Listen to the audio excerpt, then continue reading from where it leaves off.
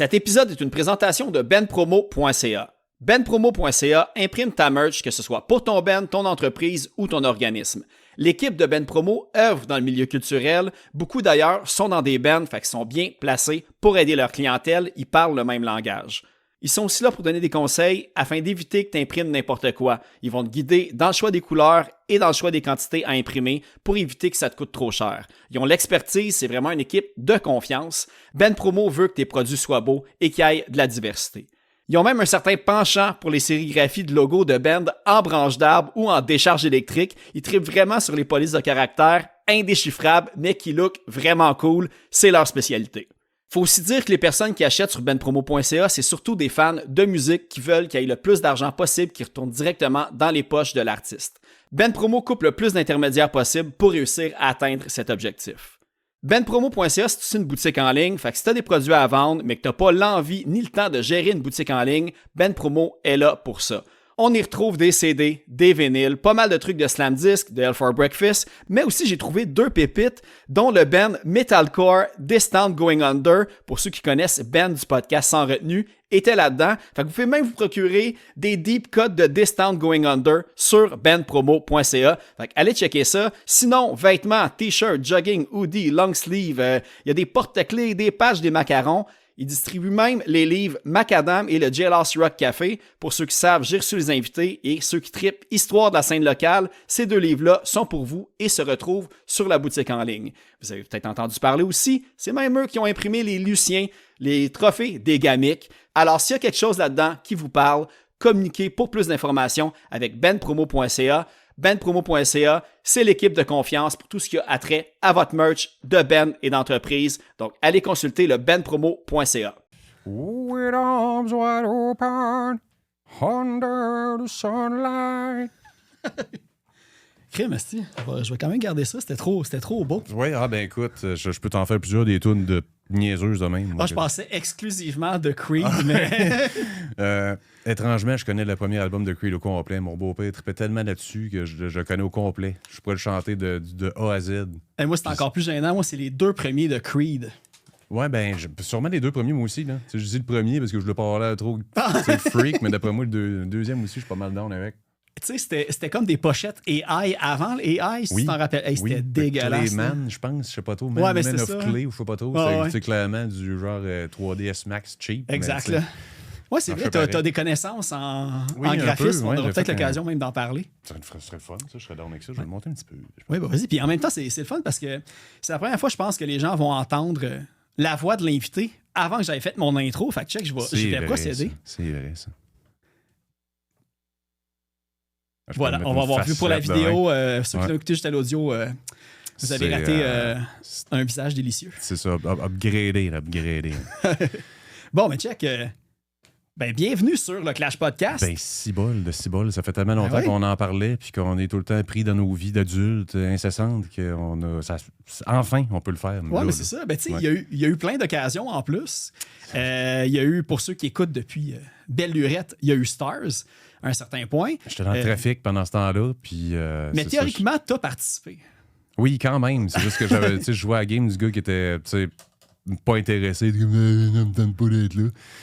Je le dis là parce que ça passe mieux, parce que je suis vraiment pas intéressé. Non, c'est pas vrai. Ouais, c'est ça. Je pense que le monde, il cache ton personnage. Ouais, je pense que oui. Je pense que maintenant, c'est ça. De la manière que j'opère, je pense que les gens savent comment est-ce que c'est maintenant. Je me prends pas au sérieux bien. Exact. Check. Premièrement, ceux qui l'ont pas reconnu encore, je suis présentement avec Guillaume Fortin.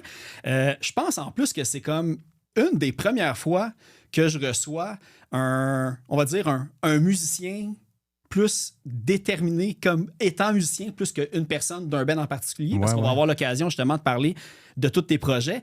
Et d'ailleurs, c'est pour ça aussi qu'aujourd'hui, je vais faire... D'ailleurs, tu sais, avant d'aller à l'entrevue directement, je vais comme insérer une petite toune de Stars, vu qu'on en a parlé, je vais mettre December, avec le featuring de Émilie Plamondon. C'est donc bien fin, ça. Oui. Puis le concept, en plus, c'est que quand que j'étais censé faire l'entrevue avec toi au Festivois, mais évidemment, c'était le bordel, il pleuvait, il y avait le soundcheck, il y avait 1001 affaires.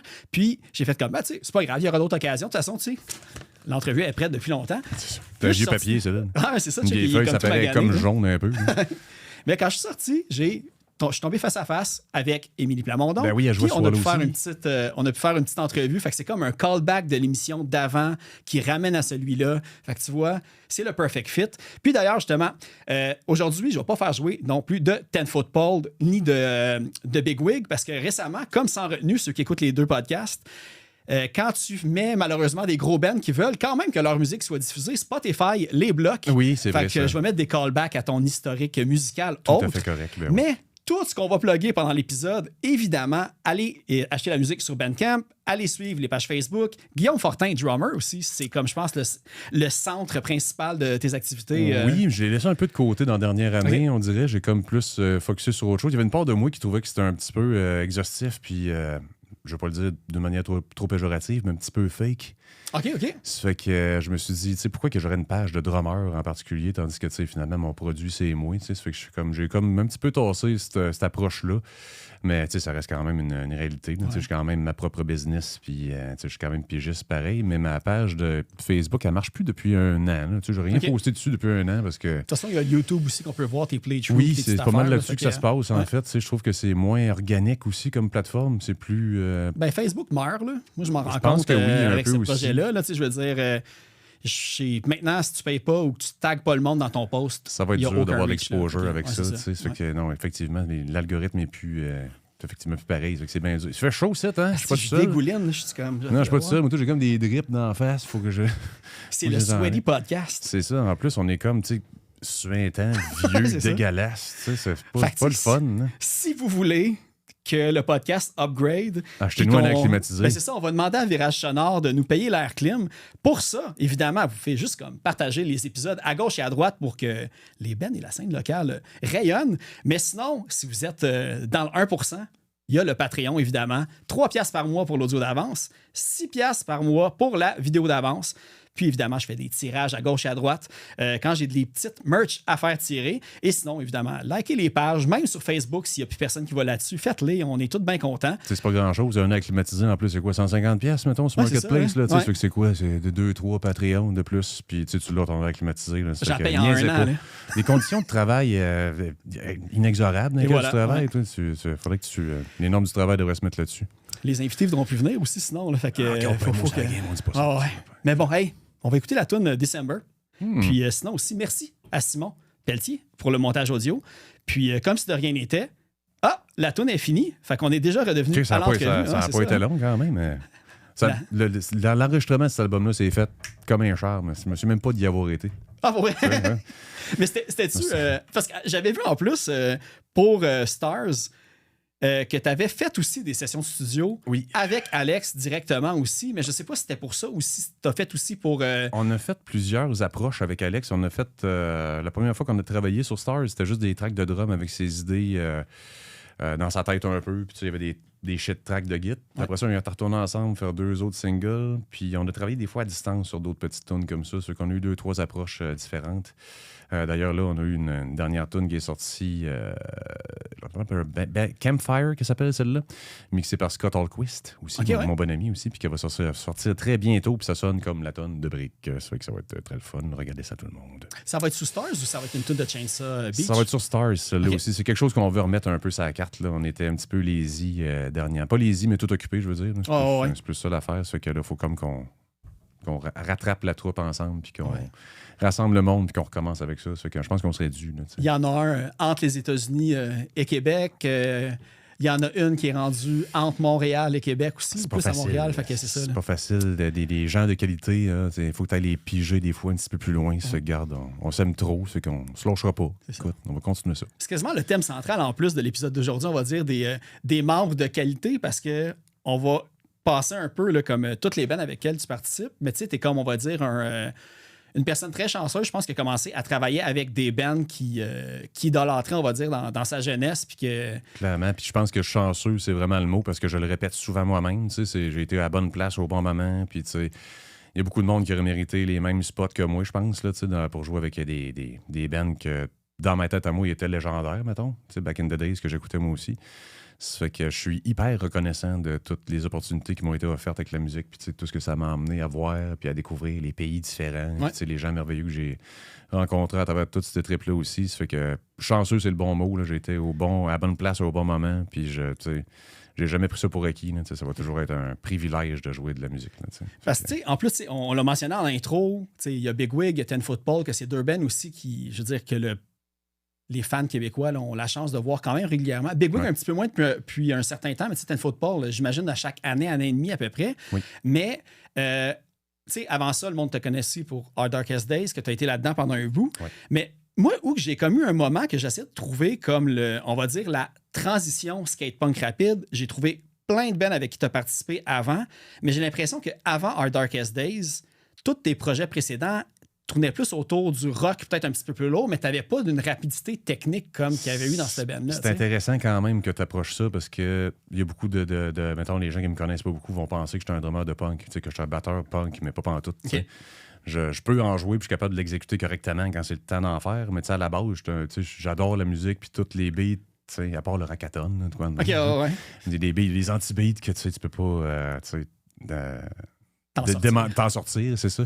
Mais je suis pas vraiment un batteur de punk en tant que tel. Je vais toujours être un punk dans mon âme et dans mon cœur, puis dans ma mentalité sûrement, dans ma manière de vivre, mais c'est... Comment est-ce que je peux bien dire ça? Je m'assimile pas dans la musique punk en tant que telle, comme music-wise. Je pense que je m'identifie au drum, puis c'est tout. Ça fait que quand c'est le temps de jouer du punk rock, there's a pocket to it quand même. C'est le fun d'aller le chercher, puis quand tu es capable d'aller chercher la snap que le punk demande, puis que tu es capable de comprendre un peu la dynamique de ça, ben, ça devient intéressant aussi en tant que batteur, parce que c'est un style de musique qui peut avoir l'air bien niaiseux pour bien du monde, là. Mais tu sais, quand moi, je vais finir cet épisode-là en plus avec Ceaseless de Darkest Days. Puis s'il y a du monde qui trouve que c'est simpliste, oui, c'est 4-4, c'est drette, mais si tu le rentres croche, ça va paraître aussi. C'est ça, tu sais, c'est un style de musique qui est hyper dangereux pour ça aussi. Ouais. Ça a l'air facile, mais ça peut être super facile à mal exécuter. Exactement. Ça fait que c'est dur de bien faire sonner du punk rock là, correctement, avec la drive, que ça conserve la même énergie au départ, puis que ça la garde jusqu'à la fin. Là, c'est là que le défi s'opère, puis que la beauté s'articule à travers tout ça. Moi, je pense pas être un batteur de punk plus qu'un batteur de rock ou de pop. Okay. Vraiment. Mais tu sais, il y a le public au Québec qui aime beaucoup le punk rock aussi, comme le métal puis le punk rock. Je veux dire, ça a fait ses preuves depuis longtemps au Québec. Ouais. Mais avant de tomber plus dans le... Oh, ce bruit-là sera moi qui accroche le micro, désolé à l'audio. T'as-tu eu des projets, peut-être que le monde sont moins au courant que tu as fait? T'as-tu déjà justement enregistré en studio pour un groupe pop, par exemple? Il y a plein de rock qu'on va pouvoir passer, mais j'ai pas trouvé quelque chose qui était très champ gauche à comparer le rock et le punk. Quelque chose de bien champ gauche. J'ai enregistré la version God Bless de Topless avec Black Tabou, version métal en 2000, man, 2000 quoi. 2004. Ça se trouve encore, je pense, sur YouTube, la version métal de God Bless de Topless. Puis moi, je connaissais pas Black Tabou dans le temps. Hein. J'avais aucune idée c'était quoi. Ça fait que, tu sais, les gars, ils disent, on va en studio enregistrer une tonne avec les gars, ils font du rap et tout. Là, tu vois, c'est trash un peu. Je suis comme, c'est pas grave. J'avais comme un lutrin avec les paroles dessus, puis il y avait des surlignés en jaune, les bouts, tout ce qu'il fallait. Où il y avait un break qui arrivait. Donc après cette phrase-là, t'arrêtes. C'est la référence que j'avais, c'était ça. Je savais pas en tout c'était quoi. Puis là, les gars me chantaient les paroles dans mes oreilles pour que j'aille le flow de la patente. Puis je savais pas ce qui allait arriver. Là. J'étais en train de jouer. Puis que c'est ça, tabarnak de gars. C'est ces petites paroles de mon gars. Puis j'étais collé bien raide pendant que je jouais du drum. T'sais. Ça avait été très champ gauche. Quand même, j'ai joué aussi avec le trio Saint-Angèle, une gig de jazz un moment donné, un soir, dans une école. J'ai été engagé pour jouer du drum, puis je me rends compte que c'est le pianiste puis le bassman du trio Saint-Angèle. J'ai joué avec eux autres, hein, juste une soirée de même, super random comme ça. C'est arrivé souvent que j'ai fait des affaires très champ gauche. Qui ont eu un peu juste moins de rayonnement dans le fond, mais tu sais, c'est tout aussi... Oui, j'ai fait aussi les francopholies avec le 8-3. Je l'avais vu ça. Quand t'as dit comme... C'était assez champ gauche, ça aussi. Black Tabou, je me suis dit souvent que qu'est-ce qui est venu avant, le 8-3 ou Black Tabou? Black Tabou, ça, c'était en 2005, je pense. C'est vraiment longtemps. C'est vieux. C'est vraiment vieux, ça aussi. Mais le 8-3, c'était au Franco ou t'as enregistré des tracks avec eux autres? C'était au Franco, ça. Puis on jouait avant la Claire ensemble, je pense. C'est comme un gros festival. Fait que la grosse scène, puis il devait y avoir une couple de milliers de personnes. C'était assez intéressant, ça. C'était bien impressionnant. Ça fait que... Mais comment que le 8-3 est rentré en contact avec toi? Je remplaçais le batteur qui travaillait pour eux autres dans ce temps-là. Ça fait que c'est pas vraiment une gig qui m'avait été offerte plus que j'avais subé le gars qui travaillait déjà pour eux autres dans ce temps-là. Ça fait que c'était juste ça. Là, j'avais remplacé le gars qui était indisposé pour faire cette gig-là. Je ne sais pas c'était quoi. Là, mais... OK. Ouais. Parce que c'est ça. Tu sais, tous les autres trucs que je voyais, là, je pense qu'une des bonnes affaires à faire, ça va être comme d'y aller un peu chronologiquement dans les affaires que j'ai trouvées. Ah oui? Puis je pense que, tu sais, normalement, je trouve des espèces de noms de band par rapport. Puis normalement, la plupart du temps, c'est vraiment quelque chose qui a existé. Mais des fois, quand on lit tes posts Facebook, puis tout, j'avais de la misère des fois à saisir le niveau. Fait que ça se peut qu'il y ait des bands qui n'aient jamais existé que je name drop en ce moment. Puis j'ai juste hâte de voir ça va être lesquels qui vont être les vrais et les faux. Ah, ça va être intéressant, ça. Ben, le premier que j'ai trouvé, on va dire, de la origin story de Guillaume Fortin, c'est Bugger Off. Ah oui, ben oui, mon premier band de punk rock. Ben en fait, c'est le premier band speed punk que j'ai eu quand j'étais jeune. OK. Parce qu'il n'y a pas de trace nécessairement de ça, fait que j'ai pas trouvé voir si c'était rapide. Je pense que j'ai encore un vieil album de ça chez nous. Parfait. Si je le trouve, je te l'enverrai. Good. Puis c'est avec des chums de Matane, on avait un petit band dans ce temps-là, tu sais, super, avec Luc, Jean-François, Carl, et je les salue d'ailleurs, hein, en passant, et Marc Brisebois, Bison. Ça fait que on était très jeunes, genre des petits culs de 14-15 ans, puis on aspirait à jouer du speed punk, puis on avait joué dans ce temps-là avec Randy, puis on avait été capable de faire pas le petit gig le fun. Là, tu sais, quand même pas rien. Quand même pas si pire. Les gars ont recommencé à jouer du beat, d'ailleurs, les anciens membres du band. Un band qui s'appelle From Old Town. Ceux que si des fois les gens veulent regarder qu'est-ce que c'est, ben écoute, les gars sont réactifs maintenant. OK, parfait. Du punk rock aussi dans le genre ou un... Oui, j'ai entendu une tune qui était très speed. Je connais pas l'ensemble de leur contenu parce que ça vient de sortir. Ça fait que, ben je vais aller checker ça. C'est un nouveau petit bébé, mais ça vient de la petite ville de Matane. Ça fait que si des fois vous voulez entendre quelque chose de nouveau, ben From Old Town, mes anciens membres de band Bugger Off. Mais c'est bon parce que là, l'autre affaire, c'est ça, c'est que, tu sais, Bugger Off, évidemment, j'avais l'impression que c'était peut-être un peu des premiers bands, mais tu sais, quand tu commences un premier band en faisant du speed punk, normalement, tu as commencé un petit peu à jouer avant ça. Tu as souvent eu genre des bands de cover ou de quoi. Que c'était pas nécessairement ta première expérience derrière la batterie. Je pense que la première expérience que j'ai eue avant derrière la batterie, c'est mon parrain qui me l'a montré quand j'étais très jeune. T'sais. Puis lui, c'était un batteur incroyable depuis plusieurs années. Ça fait qu'il m'a montré mon premier 4x4. J'avais 4-5 ans, je pense. Okay. Puis ça a duré de même pendant un bout. J'ai jamais vraiment touché au drum jusqu'à temps qu'un de mes amis s'en achète un puis que la tune de Van Halen joue I Can't Stop Loving You. OK. I can't stop loving you. Puis là, ben, tu sais, j'ai embarqué sur le kit, puis je suis capable de jouer. J'avais pas de dire, genre, j'ai commencé avec Too Hot for Teacher, genre, le but du début, non, c'est comme ça va aller. Le gars, il est malade dans la tête. Non, c'est que c'était plus simple que ça. Okay, un gros 4x4, bien plein. C'est là que j'ai pogné le trip un peu. Mais ton oncle, c'était un gigger? C'était comme quelqu'un qui avait des bands que le monde aurait pu avoir des références? Il y a eu des bands longtemps. Il y a eu un band qui s'appelait Eucalyptus, qui a viré longtemps en Gaspésie, puis faisait bien des bars. En tout cas, ça a marché pendant un bon petit bout.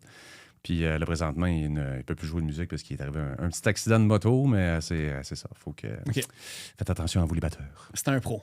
Oui, vraiment. Vraiment. Ouais, vraiment. Je jouais de tout. Là. Tu donnais un instrument, 2 semaines après, il est arrivé avec une toune. C'était ridicule. Là, un génie de tous les instruments. C'est pas mal de lui que j'ai pogné ça aussi, le trip de batterie. Parce que, tu sais, c'est ça. Une des affaires que je conseille au monde de faire, tu sais, t'es passé à du bruit à mes oreilles, puis t'as parlé un petit peu justement de ton parcours. Fait évidemment, pour toute information complémentaire, je pense que c'est une bonne coopération à faire. Allez écouter du bruit à mes oreilles. T'avais parlé brièvement que, tu sais, ça avait commencé un petit peu comme, je pense, d'un petit chanteur de l'église du coin et tout ça.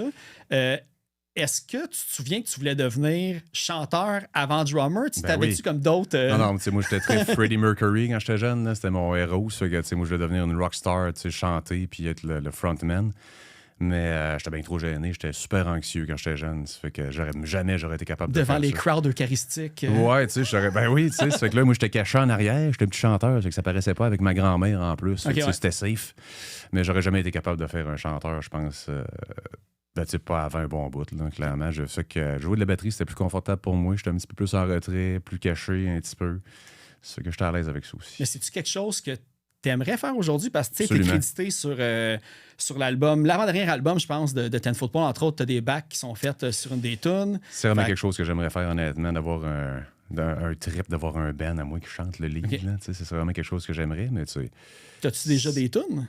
J'en ai déjà fait des petites tunes, mais tu sais, ça reste dans un disque dur caché quelque part. Là, avec les tunes de Bugger Off? Non, c'était des tunes avec François Laviolette. On avait fait ça ensemble, puis il avait composé des tunes de pop-punk. Puis j'avais mis du vocal là-dessus, puis étrangement, ça sonnait quand même pas si mal. Okay. Ça fait que, je pense que je serais capable, mais tu sais, je m'organise avec les bacs vocales beaucoup dans Ten Football. Là, OK, ouais. Ça fait qu'au moins là-dedans, je suis capable de s'ouvrir mon petit côté gospel, qui est. Les harmonies et oui, tout. c'est ça. Ça fait que ça, au moins, je suis capable d'avoir mon petit trip là-dedans un peu, au moins. Ça fait que merci à Denis, d'ailleurs, de me laisser la liberté, parce que j'ai aucune instruction quand je vais faire les bacs vocales. Je peux faire ce que je veux. Puis, OK, littéralement. Tant que ça marche, ça, il est bien content. Ça fait que... C'est-tu la même façon de travailler même au drum ou il est plus comme rigide sur les tracks qui t'envoient des mots? Pas tant que ça, parce que la manière qu'on fonctionne, souvent, je vais envoyer des shit tracks de drum avec mon drum électronique, puis on va se relancer à la base jusqu'à temps qu'on soit un peu certain de ce qu'on s'en va. Puis ils me font quand même assez confiance. J'ai une bonne liberté de création dans Ten Football aussi, ça fait que je suis quand même très reconnaissant de ça. C'est pas tout le monde qui laisse le drummer aller des fois dans sa bulle pendant 2 jours, puis qui tiens, tes tracks. Ah, mais c'est ça. C'est quand même, je suis bien content de ça. Parce que, tu sais, j'ai vu qu'un des derniers albums qui avait été fait aussi, c'était Sean Sellers qui avait enregistré un des albums. Oui, tu sais, Sean Sellers qui a entre autres enregistré des albums avec, tu sais, 22, tu sais, band québécois aussi qui a fait les tracks. Toi, étais-tu déjà un fanboy des drummers? Tu sais, on va dire comme, là, c'est Tony ou Tommy Palermo, je pense. Tony Palermo qui était le premier. Tu sais que là, aujourd'hui, ceux qui étaient à Québec il y a quelques semaines, ils l'ont peut-être vu jouer avec Papa Roach aussi et tout. Tu sais, lui, il est rendu qu'il vit de ça. Tu tripais-tu sur des drummers ou t'étais comme plus nerd de musique en général? Je tripais vraiment sur les drummers, puis Tony Palermo faisait partie de mon top 3. Là, ça fait que j'avais Derek Plourde dans le temps, Tony Palermo.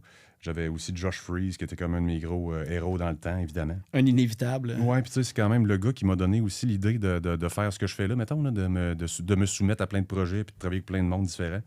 Parce que je trouvais ça intéressant, justement, qu'on le voit avec Perfect Circle maintenant, avec Vandals le lendemain. Divo, je pense. Oui, tu sais, plein d'affaires intéressantes de même. Puis dernièrement avec Foo Fighters aussi. C'est que il y a comme plein de projets intéressants, puis ils travaillaient tout le temps. C'est que je trouvais ça le fun, la dynamique qui était cassée, de ne pas se restreindre à un style de musique aussi, d'essayer plusieurs choses, puis de travailler avec plein de monde aussi, de rencontrer plein de gens. Il y a quand même ces bands de base. Je veux dire, je pense tout le temps jouer avec The Vandals. C'est ça, ça va rester son reste, assise, je pense, mais tu sais, il est game d'essayer plein d'affaires différentes. Puis, tu sais, c'est un gars super talentueux. Il est capable de tout faire. Là, ouais. Non, c'est quand même un des. Ça, je pense que c'est mon top. Pas mal dans mon top 1, là, quand même, Josh Freese. Là. Il va être très dur à déloger. Il a joué, c'est quoi, du Disney Club à Foo Fighters. C'est ça, mais il y a un peu le même parcours que toi, en théorie, parce que moi, j'ai vu que toi, tu as starté avec les Mini-Stars 89, puis maintenant, tu es rendu avec Ten Football Big Wig et autres. Tu me sors les Mini-Stars 89. Je suis tombé sur une belle photo. Comment ça, non? Tu sais ça, les Mini-Stars 89, tu sais, t'es bien. Tes recherchistes font... c'est toi le recherchiste. Ah ouais, je suis un one-man army. Sacrément, tu vas chercher sur le loin. Oui, les Mini-Stars 89. avec... T'as-tu vu la photo où j'avais un kit USA avec des étoiles? Ouais. C'est celle-là que t'as vu en plus? Ben, ça avait l'air d'être en genre de faux cuirette. Ben, c'était très 80s. C'était de la soie un peu, là. De la soie luisante. Hey man, c'était dégueulasse. Non, c'était pas dégueulasse, c'était beau. C'est ma grand-mère qui l'avait fait, excuse-moi. C'était magnifique, grand-mère. C'est juste que maintenant, je le mettrais pas. Spécialement maintenant. Ah ouais, c'est ça. Ça serait peut-être déplacé. Gros kit USA, gros kit USA. Mais tu sais, c'était très Vanilla Ice à l'époque. Les lunettes de soleil, puis tout aussi, me semble. J'y allais, là. J'avais pas le pied sur le brick là-dessus. Je me suis mis en tant que Vanilla Ice en maudit. Là. C'est ça. Fait que, il y a quand même une période, on va dire, que la gêne d'être chanteur était pas là. Puis y a-tu eu un traumatisme, qu'il y a eu une cassure dans ton cheminement? En fait, moi, c'est parce que j'étais le plus gros. J'étais le petit gros de l'école, moi, dans ce temps-là. C'est que je me faisais tout le temps écœurer. C'est que la seule manière que j'ai découvert, mettons, de me battre contre le bullying quand j'étais à l'école, c'est de faire les choses. Puis, même si j'avais peur d'y aller pareil, de faire des affaires goofy, de faire rire le monde, c'est que je me suis obligé à m'exposer parce que j'étais écœuré, justement. C'était soit ça ou tu te renfermes. C'était soit ça ou je me renferme, c'est ça. C'est que ça a été l'exutoire pour être capable de casser ça un peu, l'anxiété de jeunesse. Là, puis ça, est-ce que c'était chorale d'église ou c'était pas mal en même temps? Pas mal en même temps. Pas mal en même temps, je te dirais. Pour des raisons différentes, je pense qu'on traîne des petites cicatrices de jeunesse et d'enfance qui fait que des fois, on se fait des petites coquilles. Je pense que j'avais besoin de ton univers. De mon univers à ce moment-là. Ouais, j'étais super renfermé quand j'étais jeune. Ça fait que c'est pas mal ça. Les choses ont changé. La musique m'a aidé pas mal là-dedans aussi, justement. C'est m'exposer, puis avoir confiance un peu plus en moi, puis... trouver ta gang. Trouver ma gang aussi, c'est ça. Puis de moins avoir peur aussi d'aller... t'as reçu un coup de fil pour aller au New Jersey pour une pratique le lendemain, tu dis oui. Tu fais pas comme t'as peu, faut que je check. Tu perds l'espèce de t'as aucune contrainte sur tes décisions, mettons, à un moment donné. Puis c'est-tu littéralement comme ça que ça s'est passé avec Big Wig? T'as eu un Comment ça a appel du jour commencé? au lendemain, puis il fallait que tu ailles faire une pratique au New Jersey, justement. Ouais, Mon guess, c'est que c'est Big Wig au New Jersey. Là, C'est mais... quasiment ça. C'est quasiment ça. La manière que ça a commencé avec eux autres, tu parles, maintenant? Ouais, c'est ça. Ça a commencé, on recule de là, encore une fois, 2005-2006, dans ce coin-là. Je travaillais avec un band qui s'appelait Rescue Unit. C'est Yannick Simon-Matar qui jouait là-dedans. Il y avait aussi Jam, qui est maintenant dans le band avec Vince Fournier. Là. Voyons. Chris. Là, ça fait 2 podcasts de suite que j'ai des blancs, puis je sens mal. Ouais, Voyons, Chris. Big, non. Si on va le dire. C'est Drop It First. Drop It First. Bon. J'avais trop dégué up Bon, dans la alors. tête, puis ça, c'est pas... C'est ça que c'est ça, avec Dan aussi qui était là-dedans. Puis, ce qu'on a travaillé avec Tom Petta, c'était le directeur, l'ingénieur de studio pour cet album-là. C'était un petit tune qu'on faisait, rien de malade. OK. Puis moi, j'étais supposé aller en Gaspésie pour les vacances après. Ça fait que j'étais pressé dans le timing. Mais là, je me dis, Chris, j'ai 6 tunes à faire. J'ai fait les 6 tunes en peut-être bien 2 heures, one shot, toute la gang. Ouais. Puis, tu sais, ça a vraiment bien été. Puis là, Tom était comme, coudonc, tu sors de où, toi? Je suis comme, là, je sais pas. Je suis en Faut que j'aille en vacances, Je m'en vais en vacances. Là, je suis parti. Il me dit, en tout cas, m'as appelé à un moment donné pour un projet. Je suis comme, ben oui. C'est sûr, si que le gars de Big Wig vous m'appelez pour un projet à un moment donné. Ça fait que 10 ans plus tard, à un moment donné, j'étais tout seul à la maison. La mère des enfants était enceinte. Puis moi aussi, je commençais à l'être, là, grossesse sympathique. Je vois plus de drum pendant 6 mois. À un moment donné, Tom, il m'écrit, tu sais, tu joues-tu encore de la batterie, toi, par hasard? Puis là, je savais ce qui s'en venait. Je dis, ah ouais, si, je joue de la batterie à tous les jours, à côté. Ça fait 6 mois que j'ai pas joué. Ouais. J'ai la misère à embarquer sur mon kit, tu sais.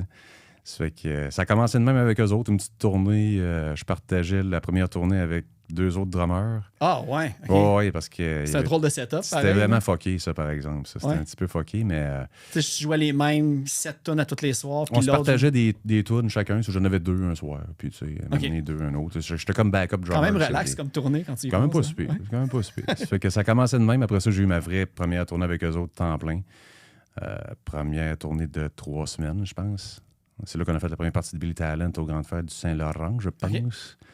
Puis, que tu as pu recroiser cette année, d'ailleurs. Je sais pas si tu je les ai pas croisés. Okay. On jouait le lendemain, puis oui, j'étais pris à Montréal pour la répétition. Ah oui, la petite tournée. Voilà. J'ai pas été capable de hang avec la guys, pas tout.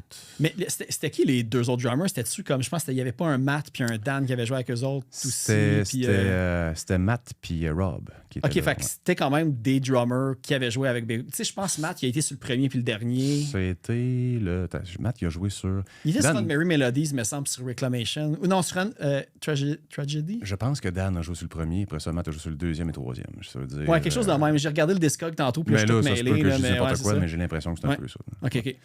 Fait que c'était quand même hot sûrement de jouer avec les drummers qui faisaient les tunes. Je me disais, tu as comme eu l'école de Big Wig avec le monde qui avait déjà enregistré des albums avec eux autres. Quand même, mais tu sais, je le voyais plus vraiment que... Aussi, mais je le voyais plus comme une job à remplir. Ça fait que, tu sais, je pense que je suis pas trop...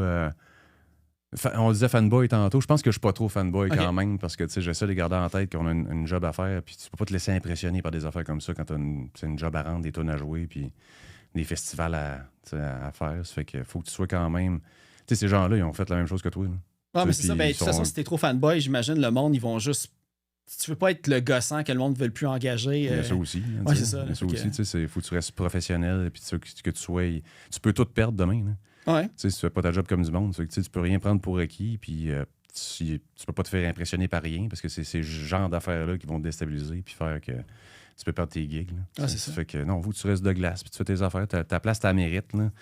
Tu es pour une raison, puis les gens te demandent pour une raison particulière. Il faut que tu gardes ça en tête un peu, puis ça se passe bien. 2005, c'est vraiment très on va dire, beaucoup de projets que peut-être que le monde t'ont connu plus au Québec. Je veux dire, tu as dit Rescue Unit tantôt. Ouais. Tu sais, c'est quoi? C'est 10 ans avant A Common Agony, dans le fond, de Our Darkest Days, littéralement. Là. Vraiment, oui. Puis, fait disons, OK, 2005. Fait que moi, dans le fond, il manque beaucoup de trous dans le parcours. Il y a un grand trou dans mon parcours, quelque part. T'as arrêté de jouer littéralement à un moment donné aussi. Là, tu disais la grossesse sympathique tantôt. Ça a duré 6 mois, mais il y a eu un moment après, mettons, entre Rescue Unit puis Our Darkest Days, où je suis revenu à Québec, où je suis redescendu en Gaspésie, puis là, je faisais de la petite gig de bar. Puis, OK. plus, pas d'enregistrement nécessairement. Pas vraiment, là, des covers puis des petites patentes, mais c'était vraiment plus une vie de musique plus en retrait un peu. J'avais encore mes plans, mais c'était moins actif un petit peu.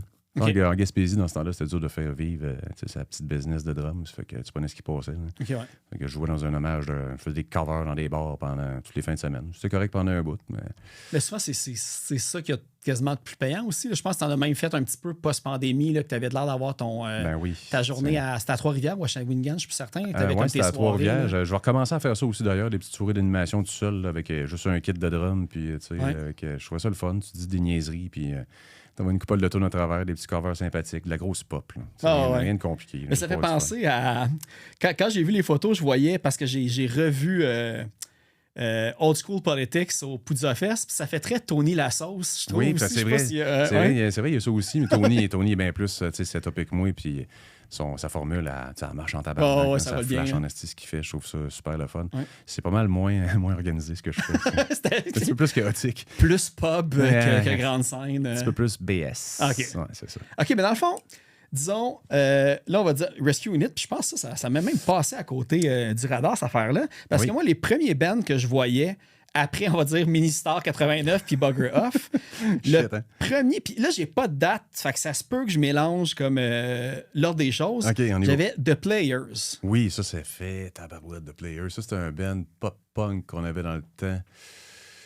Hey, ça, c'est en 2002, je pense. Là, ça fait que c'était un band de Matane qu'on avait dans le temps. C'était quoi? C'était Guillaume Forstein? C'était ça ton nom? Ah ouais, t'avais trouvé la pochette? Ouais, j'ai trouvé la pochette. Ah ouais, c'est vrai. Je me souviens pas que j'avais écrit ça, par exemple. Tu viens de m'en rappeler, là. Il y avait une commandite de Molson X puis tout. Là. On était commandité par Vans, dans ce temps-là. Hey. On avait des souliers neufs à tous les 6 mois. Voyons donc. Oui. Puis je ne suis même pas capable d'en avoir une star. Là, je sais pas comment est-ce qu'on a fait, mais ça a resté de valeur. C'était un band qui sonnait super bien. Puis on était supposé partir avec Simple Plan avant qu'ils deviennent big. Ah ouais. Mais finalement. Mais t'avais-tu, on va mettre entre guillemets, c'était-tu la connexion Matane qui avait aidé un petit peu? Pas mal. On avait un agent qui était bien chum avec les gars du band. Ouais. Fait qu'on était proche de partir avec eux autres, mais le band s'est dissous avant qu'on parte. Ça, c'est comme la période avant qu'ils se réunissent. Je pense qu'ils s'étaient chicanés, ils se sont réunis après. Non, notre band, nous autres, je parle juste avant que Simple Plan marche. Là, on avait le démo encore de l'album avant qu'il sorte. C'était bien dommage. On aurait pu avoir quelque chose d'intéressant. Ouais. On aurait plutôt de finir dans la drogue puis les dettes, mais finalement... Comme Simple Plan. C'est ça, finalement, on est correct. On s'en est bien sortis. Ouais. Hey, mais OK, parce que ça veut dire que j'ai pas halluciné que The Players avait eu peut-être un passage de quoi qui passait à Musique Plus à un certain point. Hey, on a-tu eu... Je pense que oui. OK. Je pense que oui. Je sais pas si c'était un clip ou une performance ou... Hey, qu'est-ce qu'on a fait? Hey, je me souviens, puis ça fait longtemps. C'était quelle année, en fait? Ça devait être 2003. 2002-2003, okay, dans ce coin-là. Puis mes souvenirs sont flous, mais je pense qu'on a fait une petite performance à Musique Plus. Mais c'est flou en maudit. C'est vieux, puis dans ce temps-là, il y allait pas mal aussi. C'est ça. Je ne me souviens pas de grand-chose de ces années-là, nécessairement. Si jamais tu ne te souviens plus de ta fois que tu as passé à Musique Plus, c'est peut-être quelque chose à oublier. C'est pas à moitié de ma face, ça. C'est pas à moitié de ma face, je te le dis, ça peut arriver. OK, mais c'est bon. Mais parce que là, l'autre truc que j'essaie de faire un lien avec, là, c'est ça, on va le dire, juste au cas, parce qu'il y a quand même des photos sur Discogs. Je pense que j'avais trouvé comme une petite affaire aussi sur YouTube, mais il n'y avait rien vraiment. Ouais. C'est le Gunshot EP qui avait comme quand même tout de fait. Oui. Ça a été un EP qu'on avait fait dans le temps au studio et Tabarouette de Québec City. Ça se peut que je ne m'en souvienne pas. C'était un petit studio qui était dans une côte en descendant. OK. Je m'en souviendrai pas. Mais ça a été une expérience vraiment le fun. Puis on a tout fait one shot. Tout sur le moche en plus. Même l'ingénieur du studio était sur le moche. Non, tout le monde était gelé tête sur le moche pendant qu'on a fait cet enregistrement-là. C'était malade. Moi, sur le moche, là, juste me lever du divan pour aller chercher quelque chose. Je sais pas comment qu'on a fait. Parce que moi, tout, à cette heure, j'en ferais. Je regarderais les murs, j'aurais peur. Mais dans ce temps-là, je sais pas. C'était game. Puis, est-ce que tu avais un clic dans les oreilles? Oui. Ça devait être l'affaire la plus bad trippante. D'après moi, je devais pas l'écouter des fois. Ça devait être une suggestion plus que d'autres choses à quelque part rendu là. Ouais.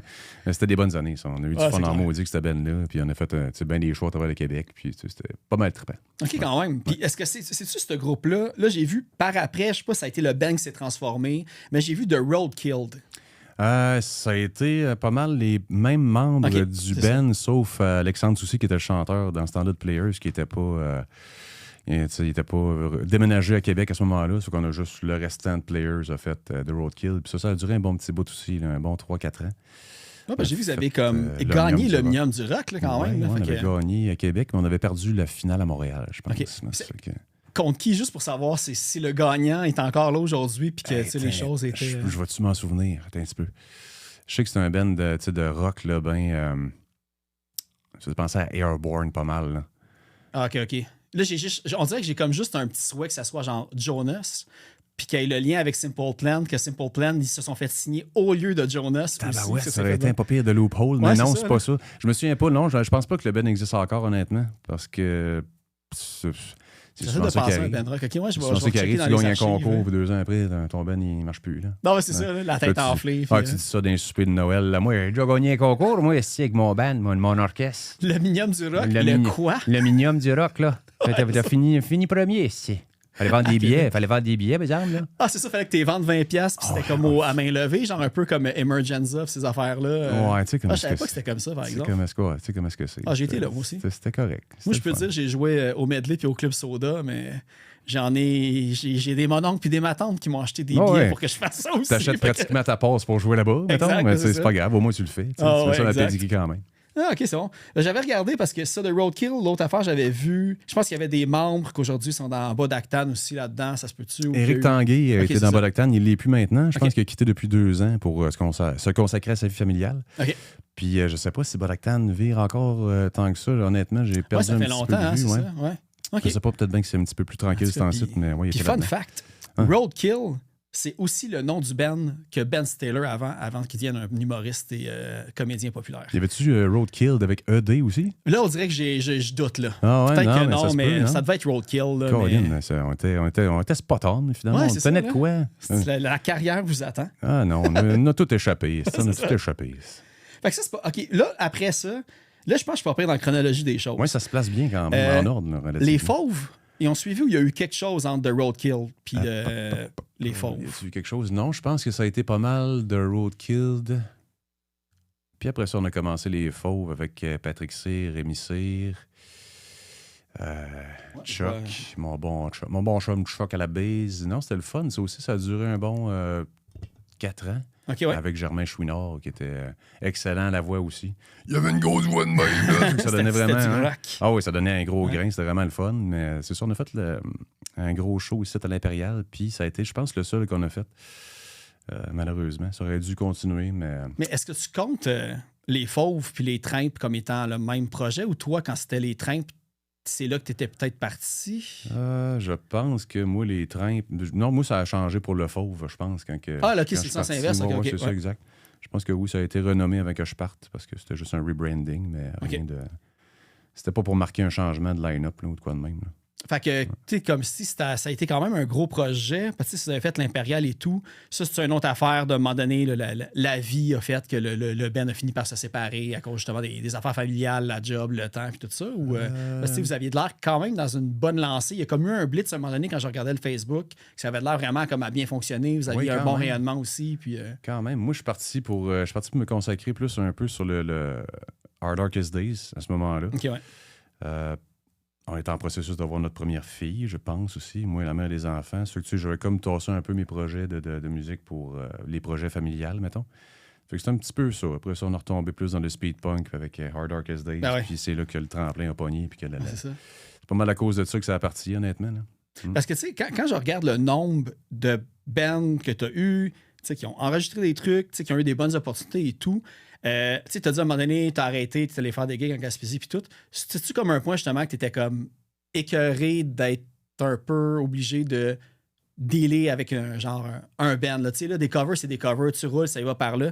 T'as-tu comme un moment que tu étais comme, tu pensais plus revenir dans des bands à un certain point? Tu avais fait la croix là-dessus? Ben, en fait, tu vois, c'est peut-être un peu pour ça que j'opère comme ça maintenant. OK, ouais. T'sais, parce que une dynamique de band, c'est pas quelque chose que. C'est plate à dire, mais c'est pas quelque chose que j'aime opérer dedans.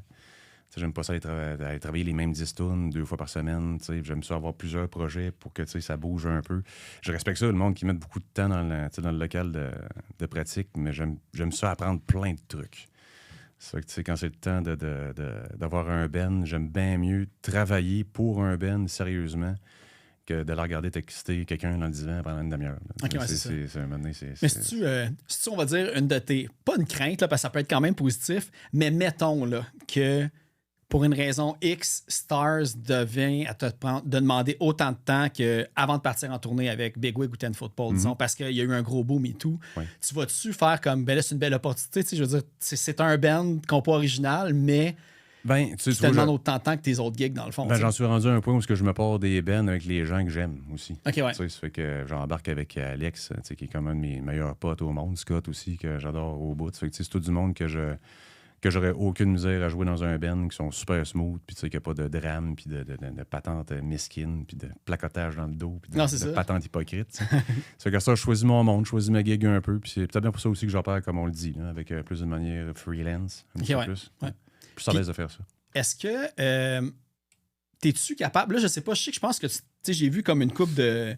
Pas des gigs, mais ta job en général, t'as de l'air à faire justement comme des petits shows de bar, t'as de l'air à faire aussi comme des conférences, autant avec des kids que des personnes âgées, travailler dans les magasins de musique. Fait que tu sais, on va dire, globalement, tu vis du drum, on pourrait dire. C'est quand même ta job tourne autour du drum à temps plein. C'est pas mal la musique qui me fait vivre, mettons. C'est ça qui nourrit mes enfants puis qui paye mon loyer pas mal. Là. Comme présentement, on va monter une chorégraphie de drum fit pour les personnes âgées. Ah ouais? La résidence jazz de Lévis. Ça fait que ça va résidence jazz? La résidence jazz, en plus. C'est full dans le thème musical. Ça va être super le fun à faire aussi. Je fais de la veille musicale aux enfants 0 à 5 dans les garderies, dans les CPE aussi, pour l'école des solfégiens. Ça fait que je suis pas mal dans la musique. L'été, c'est les festivals, les shows. On se promène avec Thomas Argouin, Big Wig dernièrement aussi. Okay, ouais.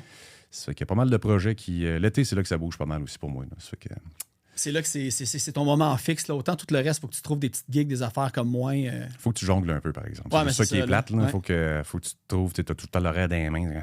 J'ai un trou ici, faut que tu essaies de trouver une gig quelque part. Mais quand même, ça commence à se stabiliser maintenant et à faire un certain sens. Là. Mais tu sais, malgré que tu parlais du drum fit, tu parlais de l'éveil musical dans les garderies, ça, à la longue, quand tu te build up un bon bassin on va dire, de maisons de personnes âgées ou de garderies, ça peut devenir quelque chose qu'à un moment donné, tu es tellement rendu booké que tu pourras en avoir régulièrement. C'est une espèce de... Tu starts, puis graduellement, si tu le fais tout le temps, tu vas te pogner de plus en plus de contrats. Tu vois, c'est là où ça peut être dangereux sûrement aussi, par exemple, parce que là, pour l'instant, je le fais parce que j'aime le monde. Oui, c'est pas une gig fixe encore. C'est ça, je le fais parce que j'aime ça donner de l'amour et de l'intention à ces gens-là, mais si je le fais par dépit ou par...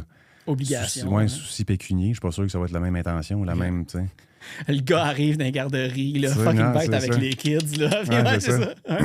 J'ai brisé ton jouet, c'est une garoche 500$. T'étais pas tête. C'est ça, non, je vais essayer de garder ça dans le sweet spot où j'ai du plaisir à le faire, où est-ce que je sens que c'est légitime de le faire, puis que je me sens naturel, puis où est-ce que c'est motivé par le désir d'aimer puis de donner le monde, mettons, donner au monde. C'est plus ça le trip. Je voudrais pas en faire nécessairement une job, puis que ça devienne une routine, puis que ça devienne une chore, maintenant, de me lever un lundi pour aller m'occuper des personnes âgées, puis leur donner quelque chose qui me faisait triper avant, tu sais.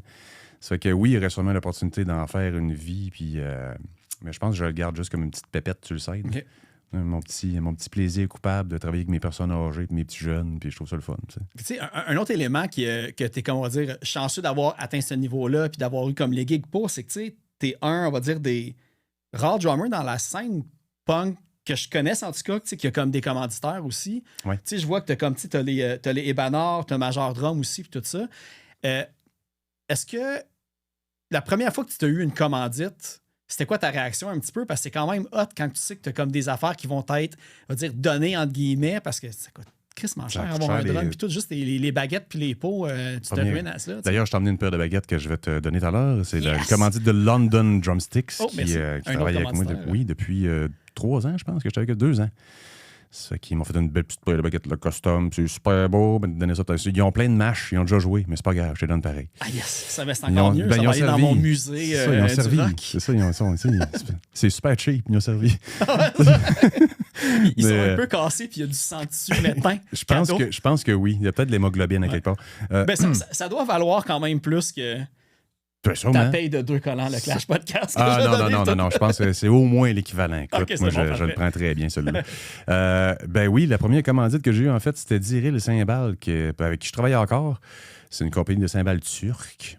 Ils font de l'excellent travail, des cymbales souvent martelées à la main. Là. Okay, ouais. Ça fait que c'est du gros stash qui t'en revient vraiment pas cher. Ça fait qu'un gros shout-out ici. Trouver des cymbales en bas de 150-200 piastres, used. Surtout en européenne, là, quand Ouais. c'est des importations, tu payes un Hayat facile 700 piastres. Ça n'a juste pas de bon sens à cette heure. Là, ça fait que c'est toujours très apprécié d'avoir du monde proche de nous autres pour nous aider à faire ça, parce que les gigs, quand tu as des cymbales pétées, chez plate. Ah, c'est ça. Ça fait que c'est le fun quand il y a des petits pépettes de même aussi. Fait qu'il y avait un représentant au Québec qui t'avait spoté. Christophe Joseph, à qui j'ai envoyé un gros shout-out. Salut Christophe, merci pour la belle opportunité. C'est lui qui s'occupe là, de Nomade, je pense. Sa compagnie s'appelle Nomade, je suis pas mal sûr de ça, allez checker ça. Puis il fait la distribution de plein de produits d'instrumentation différents et divers. Fait que c'est toujours intéressant de le voir, Christophe Joseph. Puis mettons, là, comme tu disais, c'était London Stick, c'est ça, tantôt pour les baguettes. Ouais. Quand que, on parle là, les joueurs de basket qui designent leurs souliers, est-ce que toi, tu as designé ta baguette dans le sens que tu as choisi genre le type, le poids, le bois, la couleur, puis tout ça? C'est malade, oui. Ah ouais? C'est malade, oui. Ça, j'ai eu j'ai eu du fun à faire ça. Je pouvais choisir la couleur, la longueur, le boîtier, le type. Ça fait que je me suis fait un asti de bâton. C'est un 3A, un petit peu plus long. OK. Puis avec un round tip. Il est noir. Marqué Bloodhound dessus. J'ai vraiment fait un design. Ah, j'y étais fort. Avec ma petite signature, là, ben gadaille. Non, tu vas aimer ça. Ça me fait penser à... Ils semblent ressembler au bâton, mais en bois, mais ceux de Lars Ulrich en métal avec les tips. Un peu dans le même genre, sauf que ça ne coûte pas de 1000$ de cymbales par année. Ouais, mais c'est ça. Moi, j'en ai acheté une paire, puis je me dis, hey, mais tu sais, je vais économiser un peu à chaque baguette pète parce qu'il faut que tu changes les tips et tout. Oui. Mais t'es check, par exemple. Et puis j'étais comme, c'est bien trop lourd, cette affaire-là. Là. J'étais même plus capable de jouer les tunes tellement que c'est comme si tu jouais avec des poids haltères dans les mains. Faire un roulement à double, ça devient un petit peu compliqué. Ça fait. Tu sais, t'as une petite bounce qui n'a pas rapport. Là. Lars, il n'y en a pas de besoin de ça. De toute façon, je pense que pour lui, ça va. Puis, je pense que oui. Je pense que oui. On parle-tu de Lars Ulrich? On embarque-tu dans ce trou de lapin-là? J'ai souvent des réflexions sur Lars Ulrich. Moi aussi. Puis autant que. Tu sais, on a vu dans le documentaire, tu vois que c'est comme peut-être quelqu'un aujourd'hui qui est rendu un petit peu imbu de lui-même, un peu désagréable, mais en même temps, c'est un peu le cerveau du management de Metallica. C'est un peu légitime. Je veux dire, quand t'es Lars Ulrich, ça se pourrait que t'étais le droit. Mais tu sais... Puis souvent, on fait comme exagérer un peu le trip que Lars Ulrich est pas bon. Non, c'est ça. Christy, je sais pas, il doit avoir 65 ans, puis il fait des fucking shows 2 soirs de suite de 2h30. Moi, après une demi-heure, j'ai mal à laine. Tu sais, Ride the Lightning, on s'entend qu'il y a des astis de tunes là-dessus. Puis, il a fait Kill 'Em All, puis tout. Là. Oui, peut-être qu'il en a perdu des plumes après, mais c'est comme ce que t'entends là-dessus, c'est lui qui est fait. Si tu vois des compilations de monde comme Lars Ulrich Fails, mais tu sais, Chris, le gars, il fait quoi, 10 fois par année, peut-être bien au pire, s'il y a de quoi, là, le restant de l'année, il fait sa job en masse. Show par semaine. C'est ça, tu sais. Non, les gens qui sont un peu durs avec Lars Ulrich, c'est souvent des gens qui jouent même pas de drum en partant.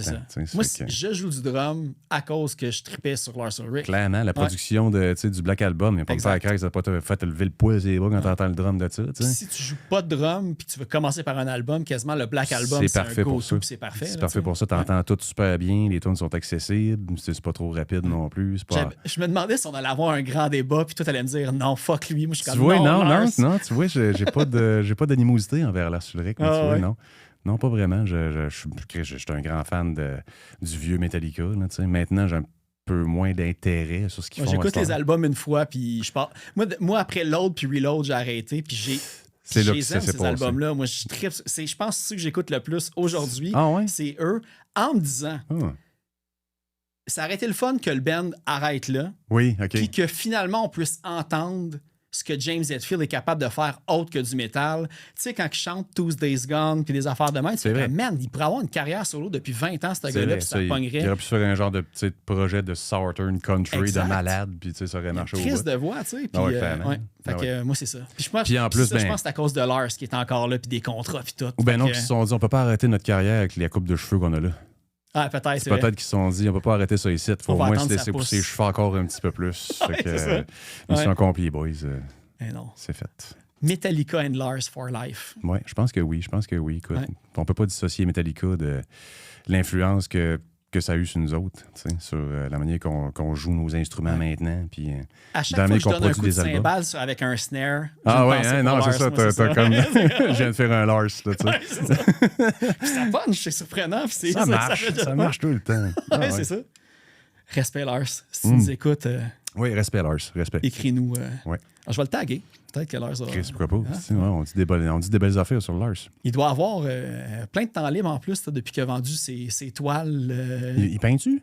Non, mais t'as encore pour Some Kind of Monster, là. Ah! À un moment donné, il va dans un musée, puis il regarde la toile de 10 millions de dollars qu'il vend, puis là, il s'en va en pleurant. C'est comme, bah, c'est pas si grave que ça. Ah non, Là, c'est il y avait ça. d'autres, Tuesday, tu sais, c'est une petite journée pour lui. Ah, ouais. Tranquille, ça. Ah, c'est bon, ça. Ah, ouais. Je suis content qu'on ait parlé de Lars, Moi mon aussi. héros. Moi aussi, c'est une. Ah, c'est ton héros pour vrai? Ben, moi, c'est mon drum hero parce que Ah. j'ai littéralement commencé parce que j'écoutais du Metallica, puis j'étais comme, Astic, man, j'aimerais ça. Ouais. C'est un très bon choix d'avoir un drum hero de même, plus que, mettons, ça aurait pu être Animal des Mopettes. Ouais, c'est ça. Ça, Ouais. c'est quand même un meilleur ça, choix.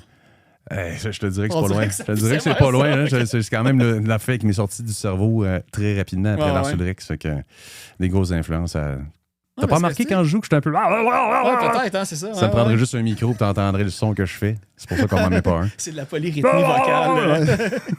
Ah, mais tu sais, s'il y en a peut-être que leur drummer, c'est comme Mike Portnoy, mais tu sais, oui, il est bon, mais tu sais, pas de grande chance que tu te rendes à son niveau, à moins que tu joues comme 40 heures semaine, en plus de tout. Non, c'est ça, tu sais. Puis, tu sais, Mike Portnoy, lui, il a quand même le juste milieu parfait dans la Ouais. technique et le power playing, tu sais. Mais souvent, à force de vouloir forcer de la technique dans notre playing, ça va finir qu'on va tu sais, jouer du violon sur notre drum, finalement. Tu sais, puis Ouais, on ben, n'aura c'est pas ça, l'intention, ouais. puis le guts, puis la snap qu'il faut pour faire sortir notre instrument. Hein. Juste pour montrer que tu comprends plus des affaires que le monde, ça va briser C'est leur ça, cerveau. tu Là, sais. Check mais ma c'est mélodieux. polyrythmie ou mon rudiment. Tu sais, ouais, mais tu sais, musicalement, tu hot. Parce que, Ouais, c'est tu sais, ça, fait que ouais. tu le fais pour toi, c'est super masturbatoire, bravo, mais tu sais, rendu là à l'autre bout, c'est la musique, c'est quelque chose de super démocratique qui est offert à tout le monde. Tu sais, c'est pas quelque chose qu'on devrait tout le temps garder pour nous autres. Puis, Non, tu sais, c'est ça. Tu sais, check Malix, tu sais. pour citer Marquand de Sans Retenue, lui, il aime pas les bands que les guitares, ils sont trop comme. Il appelle ça des guitares shaftées, mais il y a aussi Ah, des ouais. drummers shaftés pour nommer shafté dans un autre sens que le monde va penser au premier niveau. Là, Pas fait que- pire. Ouais, je pensais pas que tu allais plugger Shafté à soir. Ah, ouais, non, c'est bon, ça, ouais, j'aime bien plus ça. qu'une fois. Tu l'as plugué 2 fois jusqu'à date. Ouais. Puis moi, je Puis, renchéris je suis une content, 3e Marquand. fois. Écoutez Sans Retenue si vous le faites pas. Il parle constamment de name drop pour des raisons positives et négatives, mais il faut se rappeler que Sans Retenue, si vous écoutez pas ce podcast-là, allez-y. Tu vois, Marquand, je vais faire plus d'efforts pour nommer plus souvent Sans Retenue parce que je vous aime beaucoup. Fait que... Ah, ben, tabarouette. tu Tiens. vois. Il y a une animosité qui s'installe ici, là, c'est ça? Y a-tu une Non, guerre? non, comment Ah, ok, c'est une, non. une très grande complicité. Je voulais pas m'embarquer dans de quoi, moi, là, être pris dans le feu croisé des Ah non, podcasts. je vous aime Sans Retenue. Ils savent, ils savent. Ah, moi aussi, je les aime. Ben oui, c'est bien.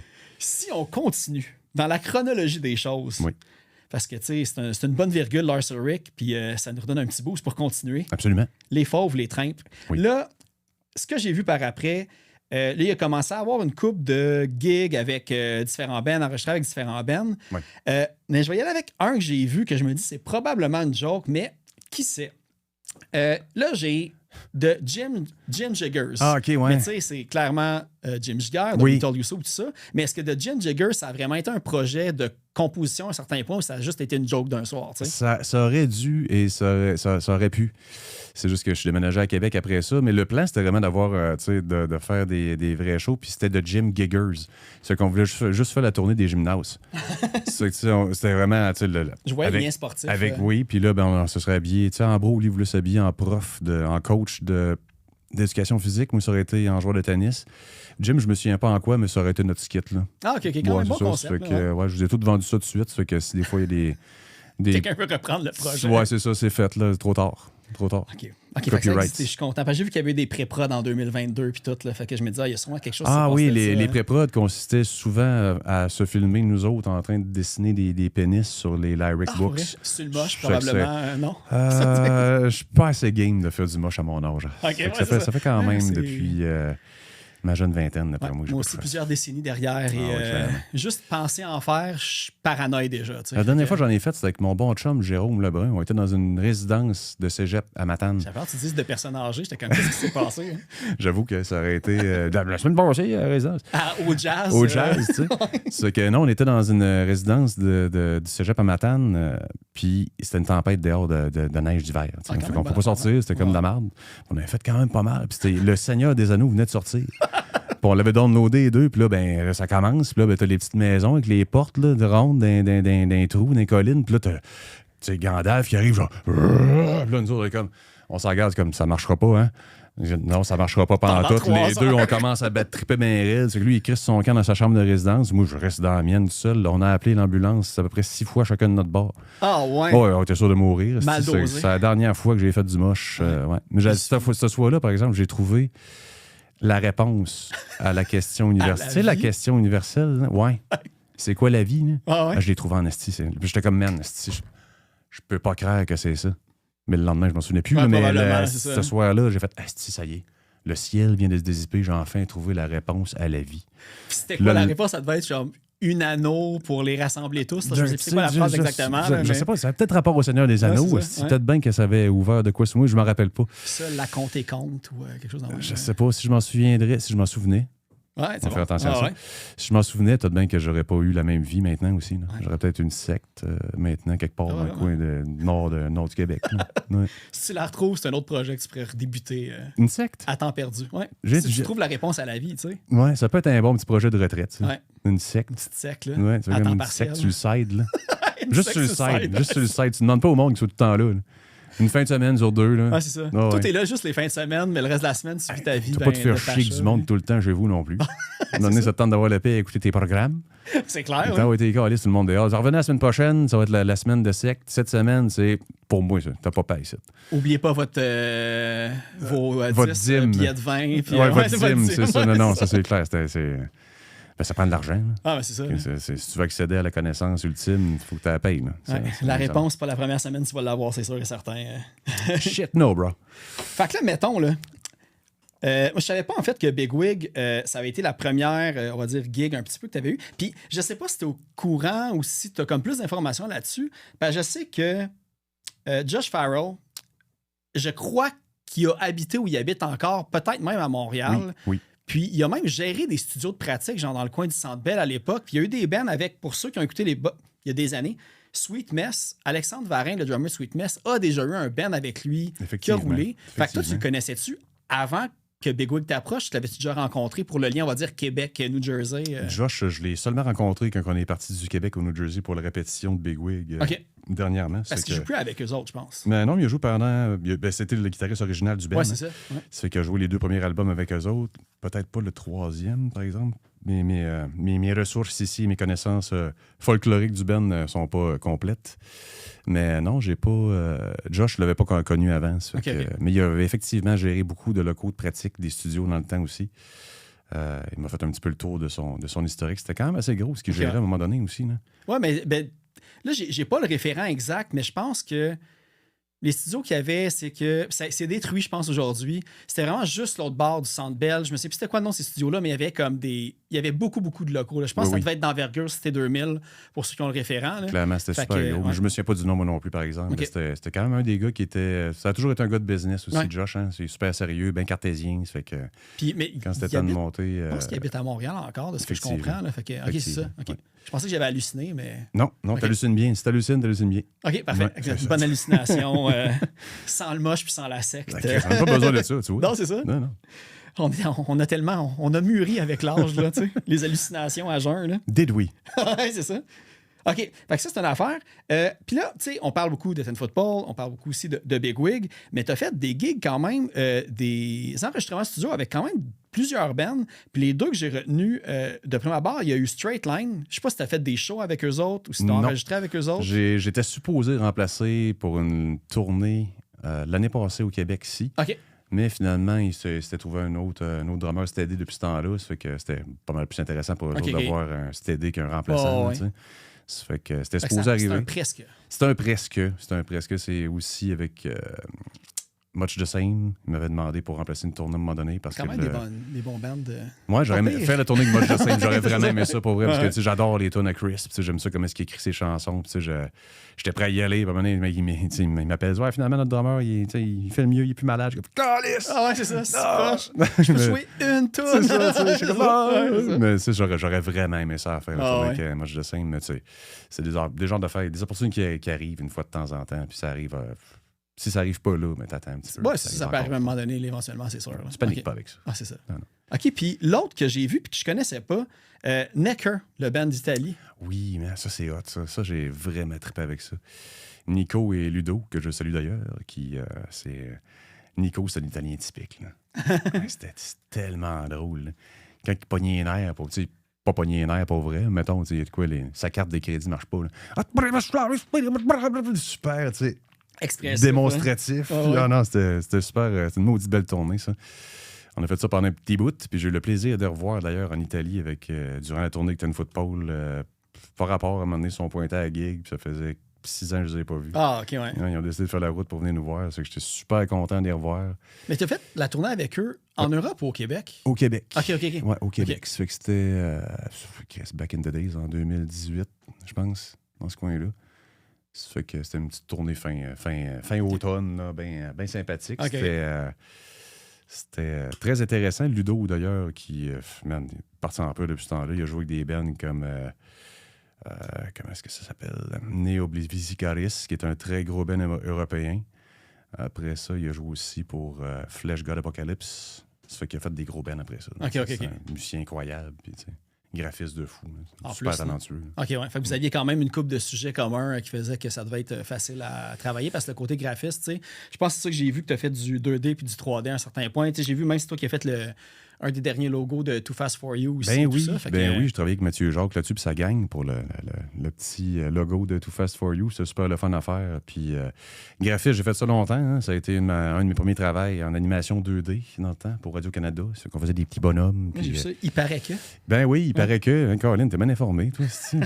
Même moi, des fois, je m'en souviens pas de celle-là. Mais le monde, des fois, font leurs recherches, mais ils oublient de regarder sur IMDb pour faire des recherches aussi. C'est le lien punk et cinéma, des fois, est là. T'as plein d'affaires là-dessus. Ouais. C'est que j'ai fait du 2D longtemps, j'ai fait de la modélisation, j'ai enseigné en 3D aussi un petit peu.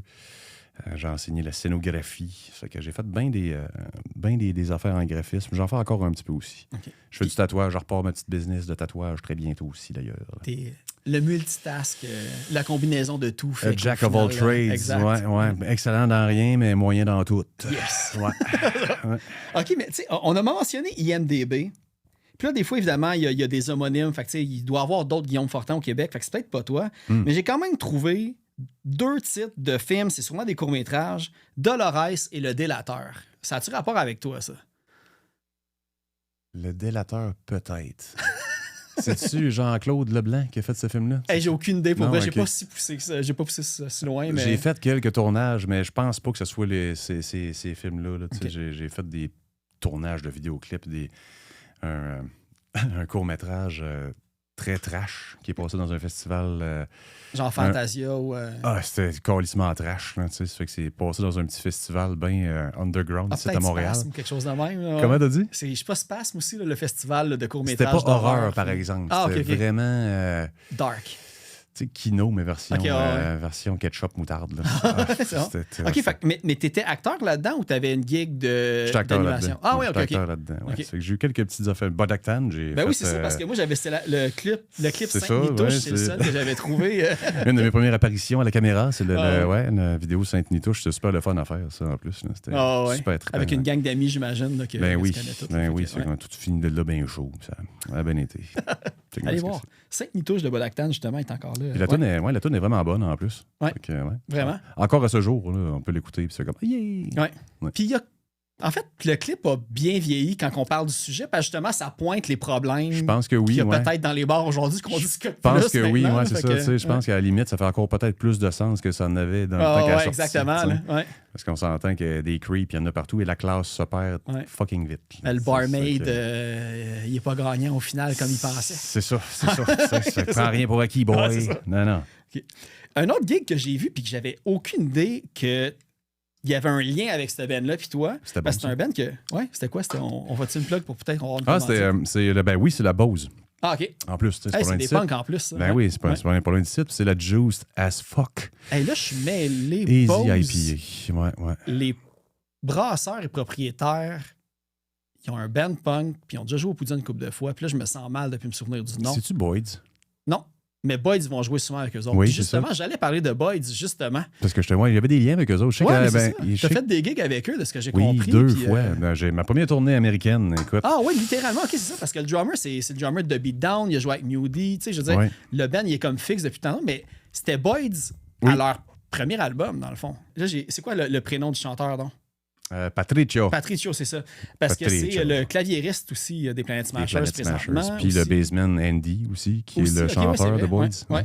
Ben, en fait, le chanteur, c'est Andy de Boyd's, puis le guitariste de Boyd's, c'est Patricio. OK, exactement, c'est ça. Fait que aujourd'hui, autant que moi, Boyd's, c'est comme un des bands, je pense, pas les plus underrated, parce qu'il y a quand même beaucoup de monde qui connaît ça, mais tu sais, comme à écouter absolument. À écouter là, vraiment, puis ils sont pas aussi actifs. Je veux pas dire qu'ils devraient l'être parce que c'est correct de même. Tu sais, je pense qu'ils veulent garder ça un petit peu plus underground comme ça. Là, exact. ouais. Mais clairement, c'est un band qui mérite d'être écouté pas mal plus qu'ils sont, je pense. Tu sais, c'est rythmiquement et musicalement super intéressant. Des fois, tu as des belles petites surprises puis des armatures un peu différentes. Je pense que ça vaut la peine de donner un petit coup d'œil à ça, honnêtement. C'est rafraîchissant, ça fait du bien. Puis toi, le lien avec eux autres, vu que toi, tu étais dans ce coin-là, j'imagine, soit à Québec ou dans ce coin-là, puis eux autres qui étaient à Montréal, est-ce que le nom s'est passé par l'intermédiaire de... Tu sais, tu les avais déjà rencontrés auparavant? Ou on a fait une tournée avec eux autres dans le temps avec Big Wig. Ah, littéralement? OK, ouais. Ouais, Big Wig, Planet Smashers et Big D and the Kids Table. OK, ouais. C'est fait qu'on avait fait une tournée de 2 semaines avec eux autres, puis c'est là qu'on s'est rencontrés, puis quand on a besoin de quelqu'un, ça a été... super easy peasy comme ça. OK, c'est très cool. Non, c'est ça, j'étais quand même surpris quand j'avais vu Boys parce que moi, c'est un des bands que j'aime beaucoup puis qu'éventuellement, je devrais recevoir parce qu'ils ont eu plein de bands dans le passé que je suis tombé là-dessus aussi. Fait que je pense Pelvic Trust. C'était un band qui jouait à Lix dans le temps. Pelvic Trust? Ouais, mais ça, j'étais tombé là-dessus à un certain point. Là, je connais pas le band, mais j'adore le nom. Ah ouais, c'est ça sonne bien. Tabarouette, ben ouais. OK. Ben d'abord, qu'est-ce qu'il y avait d'autre que j'avais trouvé pour ne rien oublier? Oui, une affaire que j'ai vue, là, évidemment, on va dire sûrement que c'est à cause de la pandémie, tout ça, mais il y avait une couple de singles qui étaient sortis avec Arrowheads, puis là, ça a l'air un petit peu comme ça à glace, je voyais plus des nouvelles affaires qui sortaient. Ça avait l'air beaucoup aussi avec Zach Paré, que tu avais l'air à faire beaucoup de sessions de studio live puis des playthroughs à un certain point avec. Fait que... Zach Paré, c'est pas mal mon petit wingman de studio. D'ailleurs, on va travailler ensemble sur... un album acoustique de Ten Football, un petit scoop comme ça, bientôt. Mais Arrowhead, ça a été une collaboration qu'on a faite ensemble. Là, présentement, il travaille avec d'autres musiciens pour le prochain album aussi. Je fais qu'il y a plusieurs intervenants pour le prochain. Ils voulaient avoir une formule un peu différente. Mais on continue à travailler ensemble tout le temps. OK, c'est cool. On est des inséparables. Il a fait la dernière tournée de Ten Football canadienne, d'ailleurs, avec nous autres. Là. C'était notre front of house. Ça fait que, A Trusted Man. A Trusted Man, oui, je l'aime bien. C'est quoi le nom de son studio? Donc? Altitude Studio, à Berthier-sur-Mer. OK, parfait, c'est ça. Je savais que j'avais vu son nom passer une couple de fois pour d'autres trucs aussi là, dans le coin. Oui, puis ça, honnêtement, je veux pas faire ma langue brune, puis je le dis pas parce que c'est un de mes chums, mais si quelqu'un veut avoir une bonne qualité d'enregistrement, des bons conseils, c'est un maudit bon ingénieur, puis un musicien incroyable aussi. Il a une oreille absolue. Là. C'est un geek as fox. Fait que, si vous avez besoin d'une bonne qualité d'enregistrement, puis une belle expérience aussi, Zachary Paré au Altitude Studio à Berthier-sur-Mer. Voilà, c'est fait ça. Les autres, là, je pensais comme plus localement, on a nommé Boyd. Là, j'ai vu que récemment aussi, tu as commencé à faire une coupe d'apparition avec Swipe Right aussi. Ouais. Ben oui, ça aussi, c'est un petit projet d'amour que j'ai. C'était pas supposé durer parce que j'étais comme en remplacement. À la base, c'est ça? Oui, c'est ça. C'est leur projet personnel aux deux. C'est comme un petit projet qu'ils ont. Puis j'étais pas supposé rester tant que ça là-dedans. Remplacé pour une gig ou deux, mais finalement, j'ai tellement de fun avec eux autres on garde ça de même. Puis, tu sais, c'est une belle petite gang. La vibe est vraiment le fun. Puis, un bon petit pop-punk. Vraiment. Puis, tu sais, avec Romano qui se joint à nous autres une fois de temps en temps aussi, on a un beau line-up de musiciens qui ont du fun à faire ça. Non, c'est vraiment trippant, ça. J'aime vraiment ça. Okay, c'est mon petit plaisir coupable, c'est un peu ça. Y a-tu des nouvelles tunes qui s'en viennent? Parce que j'ai vu que les dernières remontent à il y a peut-être 1 an et demi, 2 ans, mais il y avait de l'air. Ils ont tout le temps de l'air un petit peu à travailler sur des affaires aussi. Il y a tout le temps des petites affaires qui se passent. Je sais qu'on a une qui sort bientôt, mais il n'y a pas de date précise. Là, puis c'est très, très groovy. Michael Jackson, celle-là, c'est la meilleure tune qu'ils ont faite jusqu'à date. Puis ça vaut la peine qu'elle sorte. Là. Ça fait que les boys, arrêtez de slacker. Arrêtez de niaiser. Sortez la calice de tout. C'est une vitrine. Oui, c'est ça, mais vraiment bonne, celle-là. C'est que j'ai hâte que tu entendes ça. C'est très, très Michael Jackson groovy. OK, parfait. Oui, c'est que c'est bien le fun. Très différent en même temps pour du pop-punk. Ça fait qu'ils ont des maudites de bonnes idées. Samuel, c'est un musicien de malade, producteur de fou. Ça fait que c'est maudite belle team. À suivre. Restez à l'affût. Oui, on aime bien ça. Là, il y avait une couple d'affaires. Le temps file, mais j'avais quand même une affaire que je voulais demander sur, sur Ten Football. Non, avant, c'est vrai. Je vais me faire taper ses doigts parce que je n'avais parlé justement à Émilie la dernière fois. Là, j'imagine que tu as le droit ou que tu n'as pas le droit, je ne sais pas, mais y a-tu du nouveau qui pourrait venir de Big Wig ou il est vraiment en mode qu'est-ce qui se passe en ce moment, ça y va de faire une coupe de gigs de temps en temps? Puis j'imagine que c'est la question qui doit se faire le plus poser, mais je me dis, vu que toi, tu es comme un petit peu à l'externe, si jamais tu as des indices...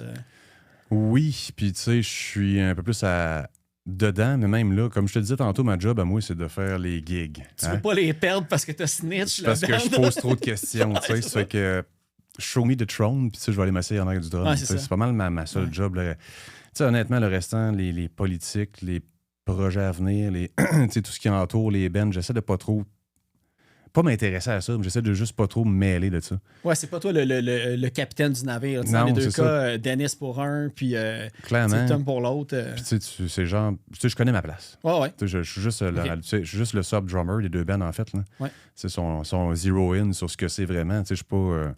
c'est pas moi le drummer de Ten Football, c'est pas moi le drummer de Big Wig. Je suis juste le gars qui a profité de la place, qui embarque sur le drum, qui les aide une fois de temps en temps pour faire le show. Mais... Puis je sais que Big Wig, le monde pense que on le voit plus dans Big Wig, fait qu'il fait plus rien, mais je pense qu'il est très impliqué dans l'enregistrement studio, où il mixe puis il master une coupe d'affaires aussi que j'ai vu. Je pense que oui, c'est pas mal. Ça doit être une manière qu'on finit par vivre nos vies à un moment donné. On fait des petites interventions de studio, plus de production un petit peu sur le site quand on n'est pas actif sur le stage, mettons. Mais très peu de musique quand même. Là. Ben oui, c'est souvent la solution qui vient pallier à notre... pour payer les comptes. Là, quand t'as pas de gig, tu fais un petit peu de studio, puis tu fais de la production, tu gigs sur ta souris un peu. Okay. Donc, une affaire quand que je pense à Big Wig, puis à Ten Football, puis à comme toutes les gigs, que ce soit Straight Line, Necker, toutes les bands qui t'ont approché et tout, y a-tu eu des near miss de bands que t'as failli jouer? Tu as dit Moche de 5 puis tout, mais y en a-tu un que tu avais l'opportunité, mais malheureusement, il a fallu que tu dises non à cause de plein d'affaires que tu pouvais juste pas. T'sais. Un band, peut-être que le monde ne sont pas au courant que tu as été approché. T'sais. T'es un petit peu. Il y avait... J'ai pas manqué beaucoup d'auditions dans ma vie, mettons. OK. Parce que souvent, quand je voulais avoir un band, si je travaillais fort pour être capable de jouer tunes comme du monde, il y a un band qui m'a fait chier de pas avoir la job dans le temps. Puis ça, je me souviens que ça, c'était un near miss pour moi. Okay. Ça a vraiment été... Ça m'a fait vraiment chier profondément. Puis c'était pas méchant, c'était juste c'est pas toi qui l'as eu. Non, c'est ça. Je veux dire qu'ils ont pris la décision. Ils ont juste choisi le meilleur. Ils ont juste choisi le meilleur entre les deux. Puis c'était un band qui s'appelait Romeo dans le temps. Midnight Romeo. Rom Romeo, c'était avec le monde de Fifth Hour Hero. Il y avait, je pense, Bruno Desmarmottes là-dedans, mais c'est peut-être pas le même band. T'avais, voyons, le gars qui fait le son à l'anti-Oli. Olivier Maguire, c'est ça? Ouais. Ben, c'est ça. Fait que c'est Fifth Hour Hero avec le. Ouais, c'est ça. Bon. C'est Rom Romeo, hein. Fait que ça, j'ai manqué à gig parce que je sais pas trop. Je suis arrivé le lendemain de je sais pas quoi, une petite brosse. Ça a vraiment pas bien été. Mon audition, je l'ai vraiment chié. Je pense qu'on venait de faire une fausse couche avec la mère de mes enfants. Puis moi, je me suis pété la gueule en à côté. Oh oui, je me suis saoulé la gueule en à côté. Puis le lendemain, je me suis rendu compte que c'était mon audition. Avec eux autres, j'étais chié à patente bien raide. J'ai perdu la job. Ça fait que, in hindsight. C'était qui le drummer finalement qui l'a eu? Je me souviens pas de son nom, mais il était bon. C'est un gars qui faisait la lecture à vue puis tout. C'est un badass de calice. J'étais pas de taille. J'étais pas de taille, anyways. Ils ont pris le meilleur des deux, c'est sûr. Mais c'était ça m'avait fait un petit peu chier de pas l'avoir. Des near miss, est-ce que j'ai eu des near miss? C'est parce que l'affaire en plus, tu l'as pas eu à cause d'une autre affaire qui t'a comme affecté. Fait que c'était comme une double défaite. C'est pas une excuse. J'aurais très bien pu gérer moi sur mon bord puis l'avoir la gig. Mais c'est moi qui étais comme trop émotif sur le coup du moment. J'ai-tu des near miss que j'aurais aimé avoir, genre? C'est une bonne question, pareil, ça. Puis faut que j'y pense, honnêtement, celle-là. OK, ben sinon, à l'inverse, peut-être qu'il peut être... Peut-être que c'est pas plus facile, là, mais ça peut peut-être être plus facile. Qu'est-ce que je voudrais avoir comme gig? C'est quoi ta gig ultime? Là, disons, dans l'ordre du possible, on parlait de Metallica tantôt, mais pas quelque chose de... Quelque chose qui se peut. Dans l'ordre du possible. Quelque chose qui se rien est impossible. Non, je veux pas que tu mettes un X sur tes rêves. Là, dernièrement, mettons, si on parle dans le domaine du possible puis qu'il y avait quelque chose qui se passait là-dessus, il y avait Primus qui cherchait un drummer à un moment donné. Oui, c'est vrai. J'y ai pensé en tabarnak. J'y ai pensé en estime à un moment donné de faire une petite vidéo d'audition pour Primus. Puis ça aurait été pas mal, je pense... Ça aurait été juste un trip de mettre mon vidéo là. Je pense qu'ils ont reçu comme 2000 vidéos en une semaine. Là, c'est malade. Là, le 2000e, ça devait être le fun en esti. En ordre de qualité, je parle. Ça devait être tough. OK, quand même une bonne réponse quand tu penses au côté technique, mais le fun aussi à jouer. Puis, c'est ça. C'est pas trop nerdy, mais c'est quand même... Il te faut un skills particulier. Clairement. Puis tu sais, j'aspire encore à des gigs... intéressante pour trouver d'autres genres de contrats. Même si je suis super reconnaissant avec la carrière que j'ai eue puis que ça pourrait très bien s'arrêter maintenant puis je serais satisfait. Là. Il me reste encore un bon 15-20 ans de musique à donner puis d'être capable d'avoir des grosses gigs encore. Ça, que, je vais continuer à être combat ready pour que le téléphone sonne à m'amener pour une grosse affaire. Ça, que je vais toujours être prêt. Tout le temps. Il y a tellement là, de bons drummers au Québec qui font comme plein de choses. On pense à, disons, Sarah Dion qui était dans No Bro, les Shirley, puis Émile Bilodeau, tout ça.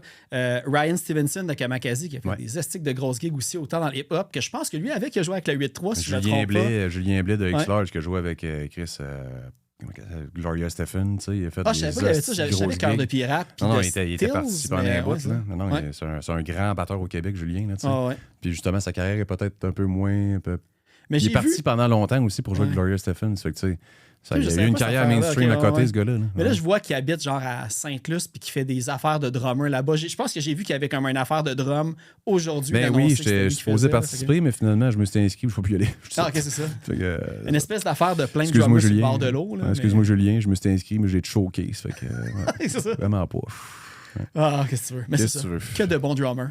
Ben oui, surtout au Québec, partout. Mais tu sais, Ah au ouais. Québec, on a vraiment une bonne souche de batteurs puis de batteurs punk. Tu sais, je sais pas ce qui se passe avec nous autres, Ouais. là, mais juste dans ma petite ville de Matane, là, tu sais, je peux nommer genre 5 personnes que c'est des hosties de batteurs de badass. Là. Tu sais, ça fait qu'il y a eu quelque chose à quelque part dans ces des petites souches de musiciens qui ont éclos. Puis c'est tout du monde qui m'ont influencé, là, tu sais, comme Christian Gagnon, Sébastien Thibault. Tu sais, c'est.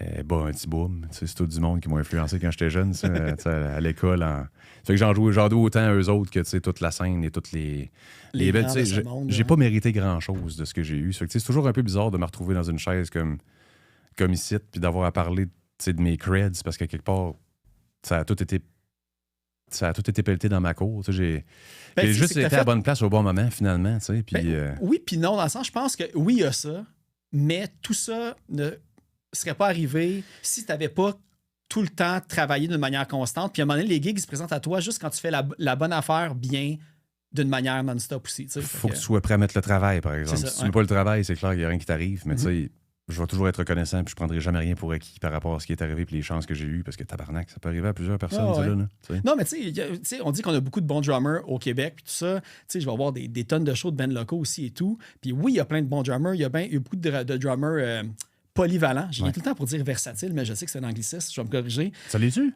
Oui, à Ah, cause ouais. de Malik Shahid alias versatile, là, mais c'est polyvalent le mot en français. Puis versatile ne se dit pas en Je français. pense qu'il n'est pas dans le dictionnaire en Voyons français. donc, Peut-être ok. qu'il l'est maintenant, mais je sais que dans le temps de Musique Plus, je me faisais dire versatile, ça se dit pas en français. Esti de câlisse, on a vécu dans le mensonge Ah, ouais. tout ce temps-là. Mais on devrait continuer à l'utiliser. Je pense que c'est Chris, legit, là, moi, ouais. je pense qu'on en met le trend là. C'était ça. Ouais, c'est C'était ça. Ouais. Mais tu sais, comme évidemment, tu sais, je t'ai vu il y a une couple de semaines aussi jouer avec Big Wig. Autant qu'il y a beaucoup de bons drummers, je pense qu'il n'y a pas beaucoup de drummers qui seraient capables de faire les gigs que tu fais tête comme tu le fais. Tu sais, tu as mérité ta place, puis tu es clairement un bon drummer. Tu as des excellents drummers, puis tu as des bons drummers tous les jours, mais toi, ça se voit que tu es dédié au travail, tu es professionnel, puis que c'est vrai que tu pratiques probablement presque à tous les jours, si ce n'est pas à tous les jours. Genre, tu sais. tu sais, je joue toujours un petit beat de drum à tous les jours. Ah, mais Tu sais, c'est si ça. c'est pas une heure au moins, ça va être Ah, 10-15 ouais. minutes. C'est pratiquer mes rudiments un peu. Mais ce qui est important dans tout ça, c'est que j'ai jamais pensé à moi en tant que musicien quand je joue pour des bands. Tu sais, ce que je pense, c'est que je veux que le band en avant de moi sonne le mieux possible. Tu sais. Ça fait que ma job, c'est de faire la moindre note que je vais jouer, il faut que ça soit la meilleure que j'ai jamais faite. Ouais. Parce Mais que c'est faut, quoi faut le- que mon band sonne bien en avant. Puis c'est not about me, là, tu sais, c'est about C'est people quoi en le avant. slogan de drummer? Les bands sont Ah. aussi bons que comment que leur drummer est talentueux. Ouais, Tu sais, c'est c'est ça. comme Mais le c'est un- limitant. C'est un peu ça, tu sais. prétentieux, pareil, ça. Mais Parce c'est que, un tu peu sais, vrai, si le drummer est croche puis tout le monde est bon, C'est tout sûr le que monde c'est va chi- regarder le drummer puis genre c'est lui qui va tout détourner l'attention. c'est un band avec une scoliose, ça va être croche. Là, tu sais. Ah, Ça fait que c'est quand même, tu sais, c'est quand même ta Ouais. colonne en arrière. Puis, tu sais, si ta section rythmique est clean en arrière, tu sais, il n'y a pas grand-chose qui peut arriver de mal. Non, c'est ça. Tu sais, si ta base est correcte et ton solage est bien coulé, la maison va se tenir. Tu sais. Exact. Ça fait qu'il faut juste faire attention et d'être super respectueux avec la musique puis de comprendre qu'est-ce que nos musiciens font aussi. Ouais.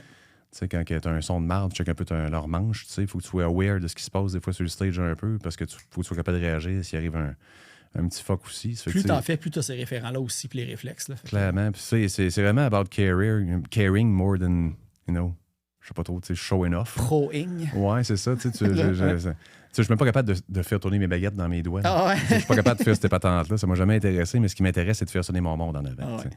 Puis ça m'intéresse pas d'avoir l'air bon, puis d'avoir l'air beau, puis d'avoir, tu sais, que le monde vienne dire « T'es un si bon drameur. » Si mon Ben est bon, ça vaut la peine, par exemple. Ils vont se souvenir du show, pas du musicien nécessairement. Puis si ton Ben sonne bien, forcément qu'au pire, si t'en veux des fleurs, tu vas en avoir. tu sais. Ah ouais, c'est mais tu sais, ça n'a jamais été mon trip. Là, ça fait que mon trip, c'est la musique, c'est de faire sonner ça le plus que je peux le faire. Puis quand tout le monde est locked in, puis tu fais comme, man, là, on est dedans. Il n'y a pas beaucoup de sentiments qui équivaut ça, je pense. Ah ouais. Tu sais, quand t'es tout le monde, ça la zone, tu es comme, man, ça sonne en hostie, ce bout-là. Là. Tu sais, on est sûr, Chris, les boys. Ça, c'est un petit sentiment d'épiphanie La qui est bien pocket. dur à. Ouais, la pocket, là, Ouais. quand t'es dessus, c'est bien dur à répliquer ce petit sentiment-là. Tu sais, des petites fractions de secondes, tu es comme, man, on est dessus en Chris. là. Ça, c'est le fun. ça, tu sais.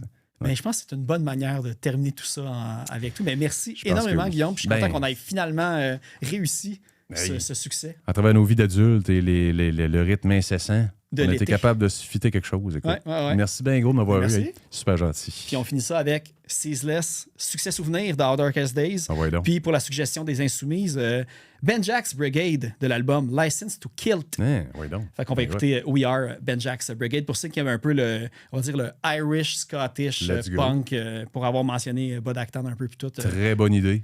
Boucle. Bon segway. Merci. Hey.